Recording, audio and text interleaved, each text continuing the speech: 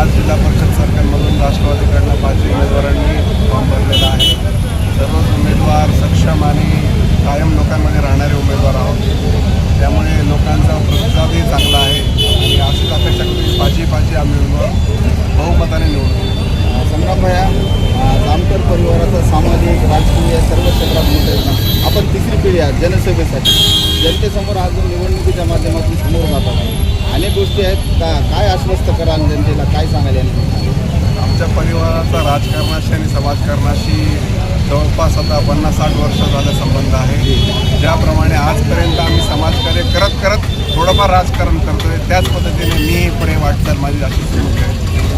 यावेळेस अतिशय जिल्हा परिषदेची निवडणूक चुरशीची वाटते. काय वाटते, राष्ट्रवादी काँग्रेस पार्टीच्या माध्यमातून तो झेंडा जिल्हा परिषदेवर पडकेल का?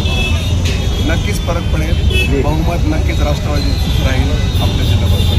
संग्राम भैया, जनता आपल्यालाच का निवडून देईल, तुम्ही काय सांगू शकता या निमित्तानं? आता जी जनता बघते मला 5 ते 7 वर्षापासून मी काम करतोय. काम करत असताना जांब असेल, बाबुळगाव असेल, मांडखळी असेल, आर्वी असेल, असे बहुतांश गावामध्ये पद नसताना मी बरेच कामं केलेले आहेत. हे तर तुम्हाला जनता आश्वासित करेल आणि ह्याच काय म्हणतात त्याला, याच ग्रेटर मोटिवेशनवरती मी हे निवडणूक लढवणार आहे. काय आव्हान करा? मी एवढंच आव्हान करेल सर्वांना की राष्ट्रवादीच्या चिन्हावर, घड्याळ या चिन्हावर बटन दाबून सर्व उमेदवारांना विजयी करा.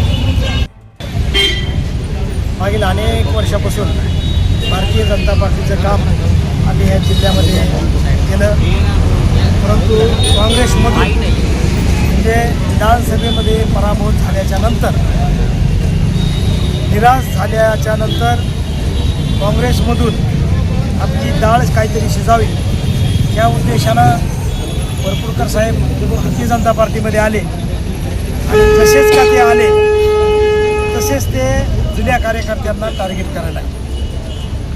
तुम्ही पाहिलं महानगरपालिकेमध्ये मी भारतीय जनता पार्टीची आणि शिवसेनेची शिंदे गटाची युती तोडण्याचं काम त्यांनी केलं. हे सूर्यप्रकाश स्पष्ट झालं आणि युती तुटल्यामुळं आज परभणीच्या महानगरपालिकेवरती भारतीय जनता पार्टीचा झेंडा फडकणार होता. युती तुटल्यामुळं सगळं ते निश्चित झालेलं आहे आणि तीच आता जिल्हा परिषद आणि पंचायत समितीच्या निवडणुकीमध्ये ते करतायत. पूर्वीचा द्वेष मनामध्ये त्यांच्या माझ्याबद्दल असल्यामुळं त्यांनी प्रतिष्ठेची ही पोखरणीची जागा केली आणि माझा उमेदवारी नाकारली.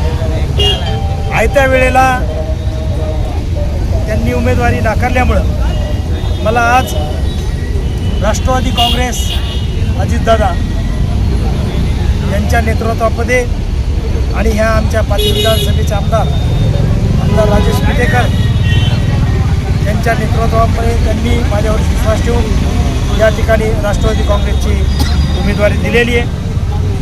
माझ्या पत्नीचं अंजली विलास बाबर यांचं नामनिर्देशन पत्र या ठिकाणी दाखल केलेलं आहे. त्याचबरोबर कोकर्णी पंचायत समितीचे आमचे आसरोबा लोखंडे असतील, ब्रह्मपुरी पंचायत समितीचे रवी उत्तमराज चव्हाण असतील आणि या तिघांनी मी पॅनलने आज नामनिर्देशन पत्र दाखल केलेलं आहे. कोणते विकासाचे मुद्दे आपण घेतलेले? इथं परभणी जिल्ह्यामध्ये काहीच विकास झालेला नाही, म्हणून आता विकास करण्यासाठीची मोठी संधी आहे आणि त्या उद्देशानं भारतीय जनता पार्टीच्या पाठीमागं होती.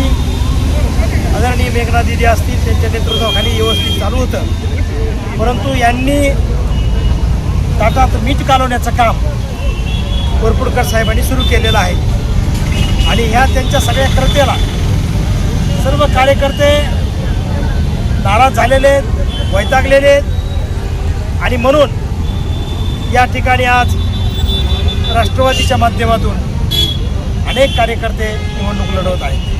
शेतकऱ्याचे प्रश्न प्रलंबित आहे, याबद्दल काय बोलता? तुमच्या माध्यमातून एवढंच सांगतो की गेली 30 वर्ष मी शेतकरी, कामगार, मजूर म्हणजे मेहनत करणाऱ्या सर्वसामान्यासाठी या परभणी जिल्ह्यामध्ये रस्त्यावर उतरून काम केलेलं आहे. 25 वर्ष मी शेतकरी चळवळीमध्ये घातले. गेली 6 वर्ष भारतीय जनता पार्टीच्या माध्यमातून, सरकारच्या माध्यमातून विकासाची कामं करायचा प्रयत्न केला परंतु आता हे अडकटी आणत आहेत आणि जे काम करणारे कार्यकर्ते आहेत, जे सच्चे कार्यकर्ते आहेत, त्यांच्यावरती हे अन्याय करायला लागलेले आहेत. आणि म्हणून ह्यांच्या ह्या जुन्यात बुरसटलेल्या विचारसरणीला कार्यकर्ते तर भीक घालणार नाहीत, पण जनताही ह्यांच्या भूलतापांना बळी पडणार नाही. मतदार जनतेला आपण काय आवाहन करणार या प्रश्न घेतो. की मतदार मायबाप जनतेंना एवढंच सांगू इच्छितो की मी कालही जनतेबरोबरच होतो, आजही जनतेबरोबरच राहील आणि उद्याही जनतेबरोबरच असणार आहे. माझ्या हातात झेंडा कोणता आहे याच्यापेक्षा दांडा हा शेतकऱ्याचा आणि कष्टकऱ्याचा आहे. त्यामुळं मी त्यांच्या न्यायासाठी त्यांचे जे प्रश्न असतील वेळोवेळी ते प्रश्न मांडल, वेळोवेळी ते प्रश्न सोडवण्यासाठी प्रयत्न करल. सभागृहामध्ये जी आजपर्यंत मिलीबग होती त्याला छेद देण्याचं काम मी सभागृहामध्ये गेल्याच्या नंतर निश्चितपणाने करेन.